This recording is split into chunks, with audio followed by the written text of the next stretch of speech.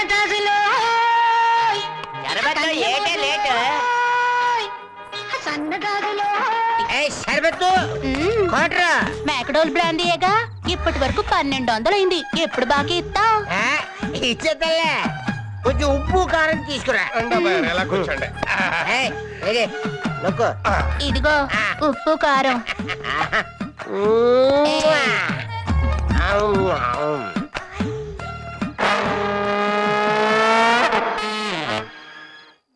అబ్బాయి గారు ఈ మధ్యన మీరు బాగా తాగేస్తున్నారండి. అవునరా అవునరా నేను తాగేది కొద్దిగా కానీ ఒలిగిపోయేది ఎక్కువ. ఈ ఒలిగిపోతుంది నీ నోట్లోనా? అబ్బాయి ఈ మధ్య నేను తాగడం మానేశాను కదండి. మరి మానేస్తే ఊగుతున్నాడురా. ఊగడం ఇంకా మానలే. అబ్బా అబ్బా సర్బాత్ ఏ కూడా వేసుకో. అబ్బాయారు ఏంటన్నారు? ఎలాంటోరు ఎలాగైపోయారు అబ్బాయారు. ఆ మహారాణి రేణుకారాణి కంటే మహారాజులకు బతికినోరు ఒక. ఇప్పుడు ఆవిడ దగ్గరే అప్పులు తీసుకుంటున్నాడు. పేరుకు తగ్గట్టు జేసుదాస్ అంతటోరు. ఆ వగలాడి పార్వతి వల్ల పడి దేవదాస్ అయిపోయారు. దాన్ని ఎన్నోడే కాని దాన్ని చూసినోడు ఎవడు మన ఊళ్ళో లేడు. బాబా దాన్ని మర్చిపోండి అబ్బాయి గారు. నా మాటనండి బాబు.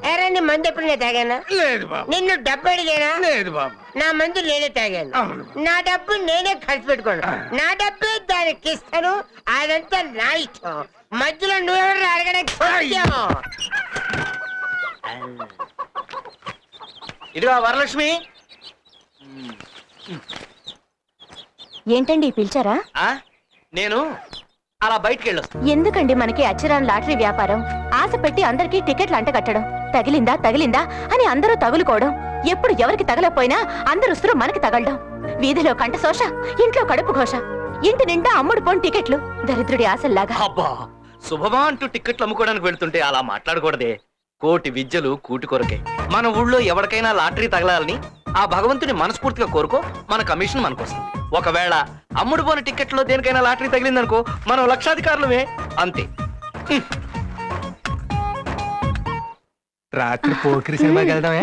మల్లిక అర్జెంట్ గా టీ కొట్టు. కుదిరినప్పుడు నాకు కుదరదు, నాకు కుదిరినప్పుడు నీకు కుదరదు. సరే ఏం చేస్తాం మరి. నేను ఎలాగ వెళ్ళి వస్తాను. అట్టాగే.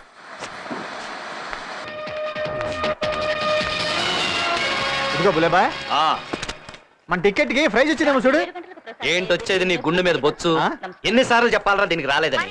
మడిసి పెట్టుకో. ఇదిగో నిన్ను కాదురా నీ అబ్బా. మల్లిక టీ కొంచెం స్ట్రాంగ్ గా ఉండాలి. నాకు టీ కొట్టు, నీకు టికెట్ తప్ప వేరే పనే ఉంది.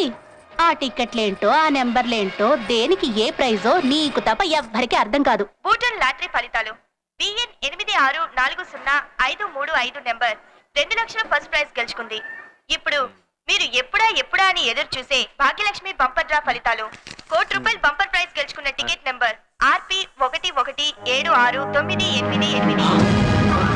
నెంబర్ మరోసారి ₹1,00,00,000 బంపర్ ప్రైజ్ గెలుచుకున్న టికెట్ నెంబర్ RP11769888.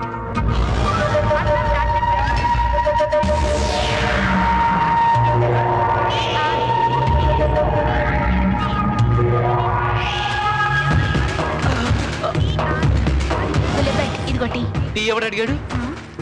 ఇదిగో బులేబాయ్, ఓ టికెట్ ఇవ్వు. టికెట్ ఎవరి దగ్గర ఉంది?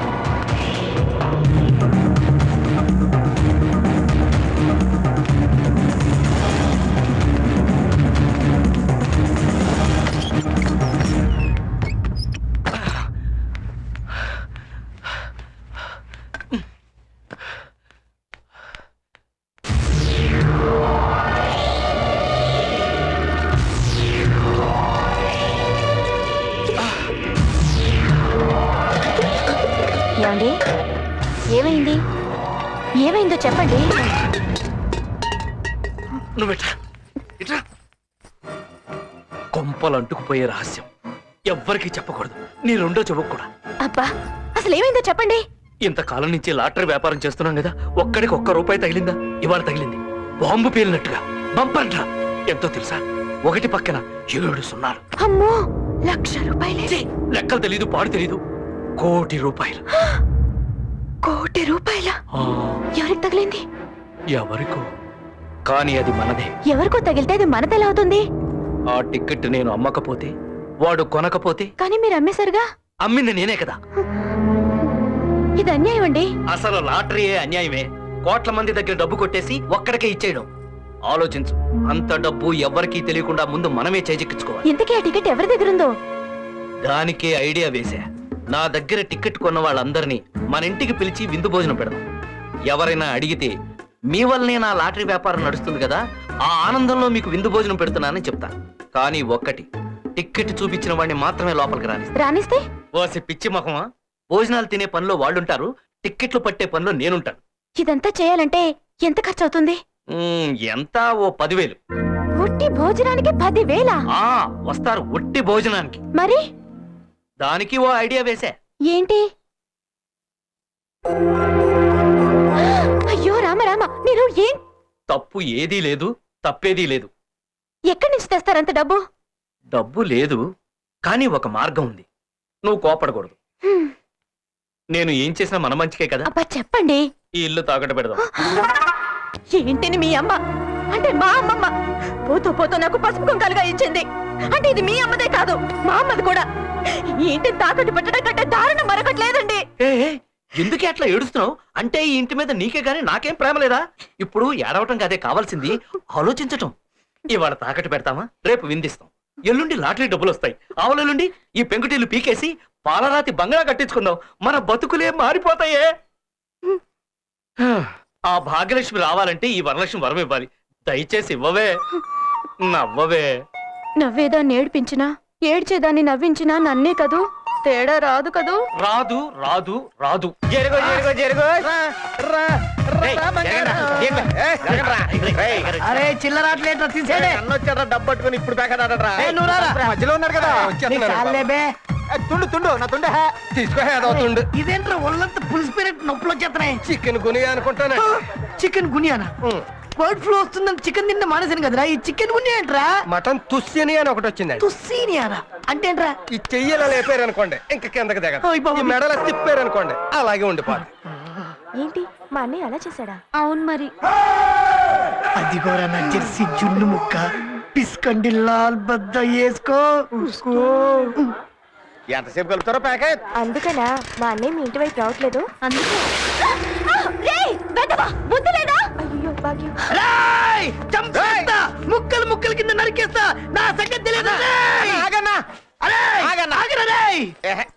భాగ్యలక్ష్మి, నువ్వు చక్కగా మన పంచాయతీ ఆఫీస్ పక్కన బాత్రూమ్ లోకి వెళ్ళి నీట్ గా కడుక్కో. వెళ్ళు. సరే. నిన్ను ముక్కలు చంపేస్తా. నువ్వు వెళ్ళు భాగ్యలక్ష్మి, నేను ఇక్కడే ఉంటాను.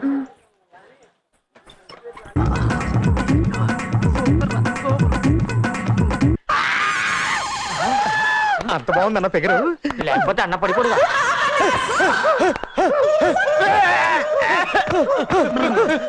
అరే బాగి పై నుంచి అర్ధి కింద నుంచి మగోడు. అరే కిట్టిగా నన్నే ఏదో చేస్తావరా? నేను దాన్ని చూస్తే నీకెంత కడుపుమంట? నేను ప్రేమించిన అమ్మాయి మీద కన్నేస్తే నా కాక ఇంకెవడికి రమ్మంట? నువ్వు ప్రేమించిన అమ్మాయా? జోకులేకరే. వాళ్ళింట్లో గేదెల పాకలో పుర్రు పేడు ఎత్తుకు బతికే పాలేరు గాడివి నీకు దాంతో ప్రేమ? భాగ్యలక్ష్మి నేను చిన్నప్పటి నుంచి ప్రేమించుకున్నాం. చా రేపో మాపో పెళ్లి చేసుకోబోతున్నా. అబ్బా అది నా కాబోయే పెళ్ళం. ఆహా. దాని మీద ఈగ దోమ వాళ్ళ రక్తం కళ్ళు చూస్తాను. ఏంట్రా శబ్దాలు చేస్తున్నావు? నువ్వు దాన్ని పెళ్లి చేసుకుంటావా? ఎలా చేసుకుంటావరా? ఈ ఊళ్ళో నాటుగాన్ని పోటుగాన్ని డబ్బులో టాటాని ఈ ఊరి కింగుని నాతోనే కూక్కుంటావరా? దాంతో నీ పెళ్ళి ఎలా ఉంది నేను చూస్తాను రా. ఏంట్రా చూసేది? ఆ? భాగ్యలక్ష్మి నేనే పెళ్లి చేసుకుంటా. ఏయ్, నీతో మాట్లాడను. వారం రోజుల్లో భాగ్యలక్ష్మి పెళ్లి చేసుకోకపోతే నా పేరు పోరా, నేను తలుచుకుంటే భాగ్యలక్ష్మి ఇప్పుడే పెళ్లి చేసుకుంటారు. ఏయ్, గుమస్తా గారు, ఈ స్థలం మనకు అవసరం లేదని చెప్పేసి.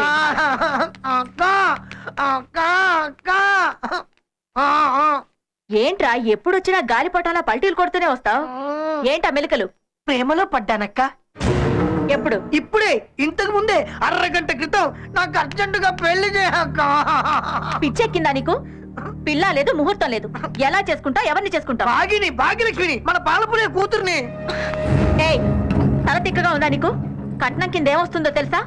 ఇంత గడ్డి, అంత పేడ. వీపు రుద్దుకుంటావా, పిడకలేసుకుంటావా? నాకు భాగ్యలక్ష్మి కావాలి. ఒరేయ్ చవట, ఈ ఊళ్ళో కనుచూపు మేర ఉన్నాయిరా మన ఆస్తులు. ఊరంతా మన ఇంటి ముందు భవతి భిక్షాందేహి అని అడుక్కుంటుంది. అసలు నేను ఇంతవరకు పెళ్ళెందుకు చేసుకోలేదో తెలుసా? అసలు నీ వైపు కన్నెత్తి ఎవడు చుట్టూ ఇంకా నీతో కాపురం ఏం చేస్తాడు? రేయ్, వచ్చేవాడు నా మీద నా ఆస్తి మీద పెత్తనం చేస్తాడు. రెండూ నేను సహించను. చూడు తమ్ముడు, మన ఆస్తికి తగ్గ మహారాణి లాంటి అందమైన అమ్మాయిని చూస్తాను. మహారాజులా పెళ్లి చేసుకుందు గాని.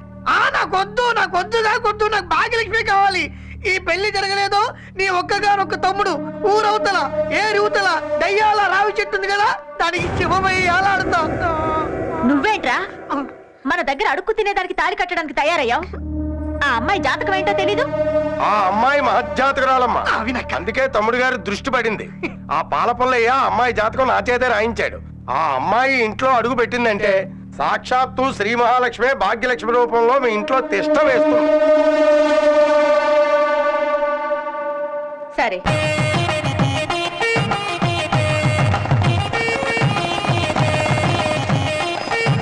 పాలోడింటికి మహారాణి రావడం, పేదోడింటికి ప్రధానమంత్రి వచ్చినట్టుంది. భాగ్యం కుర్చీలట్రా, నాకు ఏది బాగున్నాయమ్మా.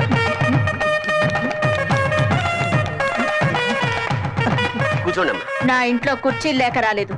నా తమ్ముడు నీ కూతుర్ని ఇష్టపడ్డాడు, పెళ్లి చేసుకోవాలనుకుంటున్నాడు. అపోయ్యా, మీ అమ్మాయి జాతకం చూసినప్పుడే చెప్పాను అదృష్టవంతురాలని. కానీ కట్టం లేకుండా కలవారి ఇంటి కోడలు అయిపోతాను. ఏంటి ఆలోచిస్తున్నావు? ఒప్పుకున్నట్టేగా? అమ్మమ్మ, ఎంత మాట! ఎండి కాకడా పెట్టెత్తికినా ఇంత బంగారం లాంటి సంబంధం దొరుకుతుందా?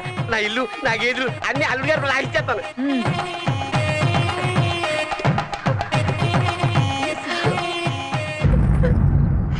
కిట్టు, మరేమో నాకు పెళ్లి కుదిరింది. రేణుకారాణి స్వయంగా మా ఇంటికి వచ్చి వాళ్ళ తమ్ముడితో నా పెళ్లికి మా నాన్నను ఒప్పించింది. మరి నువ్వు లేకుండా నేను బతకలేను. చావైనా బ్రతుకైనా నీతోనే. కిట్టు, దీనికి ఒకటే మార్గం, మనిద్దరం లేచిపోదాం. తప్పే మరి, తప్పదు మరి. సరిగ్గా రాత్రి 9 గంటలకి ఏటి ఒడ్డున రావి చెట్టు దగ్గర నీ కోసం ఎదురు చూస్తూ ఉంటాను. తప్పకుండా వస్తావుగా మరి? ఇట్లు నీ భాగ్యలక్ష్మి. మధు, ఎవరికి తెలియకుండా ఈ ఉత్తరం కిట్టుకివ్వు. ఏంటి ఇది? అబ్బా, నువ్వు వెళ్ళు మరి. భాగ్యలక్ష్మి, ఏ భాగ్యలక్ష్మి,